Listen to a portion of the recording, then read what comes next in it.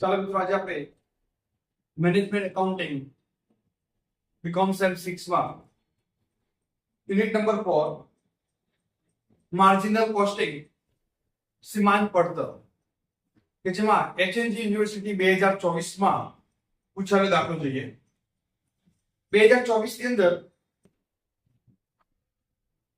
HNG 2024 માં question number 4 જેમાં તમને 2023 અને 2022 સેલ્સ એટલે કે વેચાણ અને પ્રોફિટ નફો આપેલો છે અને 5 પ્રશ્નો પૂછેલા છે. પહેલો પ્રશ્ન છે પીવી રેશિયો એટલે કે નફા જથ્થાનો ગુણોત્તર. બીજો પ્રશ્ન પૂછે છે કે જ્યારે વેચાણ ટેર 500 અને 60,000 હોય ત્યારે નફો કેટલો? when profit when sales are rupees 13,500 and 60,000. તો અહીંયા આપણે પ્રોફિટ શોધવાનો છે, સેલ્સ આપેલું છે.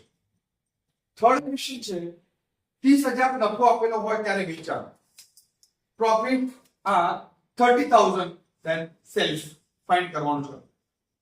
ફોર્થ છે ફિક્સ એક્સપેન્સ, સ્થિર ખર્ચ શોધવાનો છે અને ફાઇવ નંબરમાં છે બ્રેક ઇવન પોઈન્ટ માં સમતૂર બિંદુ. મિત્રો સૌથી પહેલા આ તમારો જે રકમ આપેલી છે અને નીચે 5 ક્વેશ્ચન પૂછેલા છે એમાં સૌથી પહેલા તમારે વેચાણની તફાવત ડિફરન્ટ કરવો પડશે અને પ્રોફિટ નફાને ડિફરન્ટ કરવો પડશે. એટલે 2023 માં 1,80,000 વેચાણ થયું ત્યારે 2022 માં કેટલું હતું? 1,50,000. તો વેચાણમાં કેટલો વધારો થયો? 30,000 30,000. નફો 2023 માં 21,000 થયો જ્યારે 2022 માં 15,000 હતો. નફો કેટલો વધ્યો? 6. તો નફામાં ફેરફાર ભાગ્યા વેચાણમાં ફેરફાર, change in profit divided by change in sales into 100. તો 6,000 divided by 30,000 into 100. How much? કેટલા આવે આન્સર? 20%? 20%. આ પહેલો ક્વેશ્ચન કમ્પ્લીટ. બીજો ક્વેશ્ચન મિત્રો તમને વેચાણ આપેલું છે, બે વેચાણ આપેલા છે, નફો શોધવાનો છે, બંનેમાં અલગ અલગ નફો આવશે. પણ નફો શોધવા માટે profit is equal to contribution minus fix expense, તમારો ફાળો માઇનસ સ્થિર ખર્ચ. તો સૌથી પહેલા કોન્ટ્રીબ્યુશન એટલે કે તમારે ફાળો શોધવો પડશે. તો વેચાણ ગુણ્યા પીવી રેશિયો. પીવી રેશિયો કેટલો છે? એટલે કે નફા જથ્થાનો ગુણોત્તર. નફા જથ્થા ગુણોત્તર.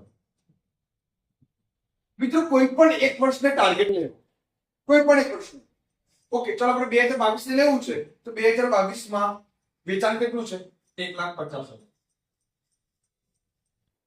એના ગુણ્યા પીવી રેશિયો કેટલો આવે? 20%. તો ફાળો કેટલો થયો? કોન્ટ્રીબ્યુશન 30,000 થયું. હવે સોરી વેચાણ આપી શકાય 1,500 માં 1,500 આ વેચાણ ગુણ્યા 20% કરો 2,700. અહીંયા આવી ગયો 2,700. પણ તમારે સ્થિર ખર્ચ શોધવો તો પડશે ને. તો સ્થિર ખર્ચ શોધવા માટે આપણે અહીંયા એક પ્રશ્ન માંગેલો છે. પહેલો સ્થિર ખર્ચ શોધી કાઢીએ. એ સ્થિર ખર્ચ આપણે અહીંયા મૂકી દઈશું. સ્થિર ખર્ચ શોધવા માટે કોન્ટ્રીબ્યુશન તો હમણાં તમે શોધો કોન્ટ્રીબ્યુશન તો કોઈ પણ એક વર્ષને આધાર લઈ લો. તો 1,50,000 નો આપણે આધાર લઈએ છીએ. 1,50,000 ગુણ્યા 20%. કેટલા આવ્યા? 30,000. એ 30,000 અહીંયા મૂકી દો. અને એક વર્ષનો પ્રોફિટ કેટલો છે? એનો પ્રોફિટ કેટલો છે? 15,000. માઇનસ કરો તો ફિક્સ કેટલા આવે? આઈ ગયા ફિક્સ ખર્ચ 15,000. તો અહીંયા સ્થિર ખર્ચ 15,000 માઇનસ કરશો તો તમારો આન્સર માઇનસમાં આવશે.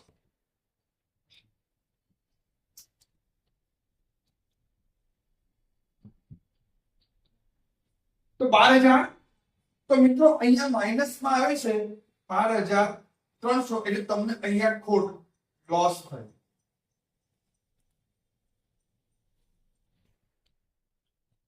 શું મળે મિત્રો?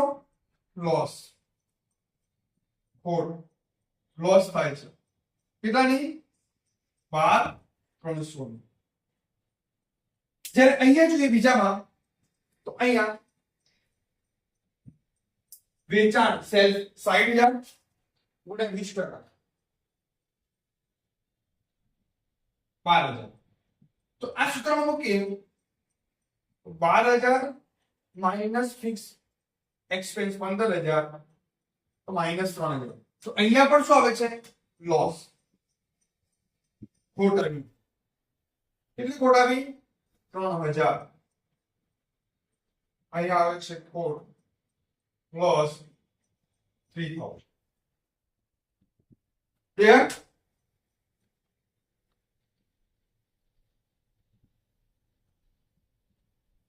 હવે આગળ જુઓ મિત્રો.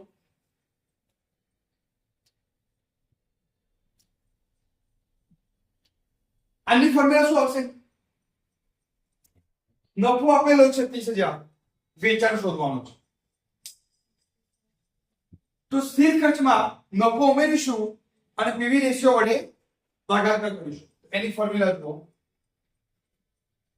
સ્થિર ખર્ચ પ્લસ નફો પ્રોફિટ ભાગ્યા PV ratio. Fix expense profit. Fixed expense 15,000. તમે શોધ્યા અહીંયા. પ્લસ પ્રોફિટ કેટલું કમાવો છો તમારે? 30,000. પીવી રેશિયો કેટલા ટકા છે? 20%.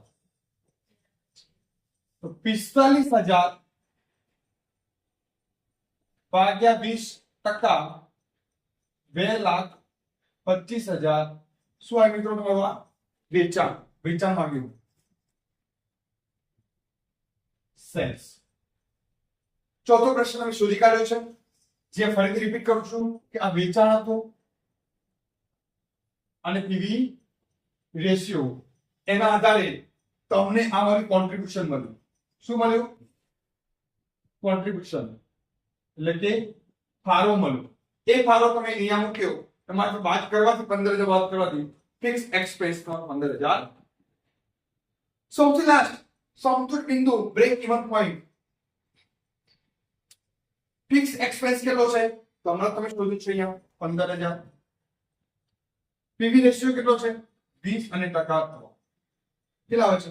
15,000 ભાગ્યા 20%, 75. આ તમારો આન્સર આવી. ઓકે મિત્રો, આ HNG 2024 માં પૂછાયેલો છે.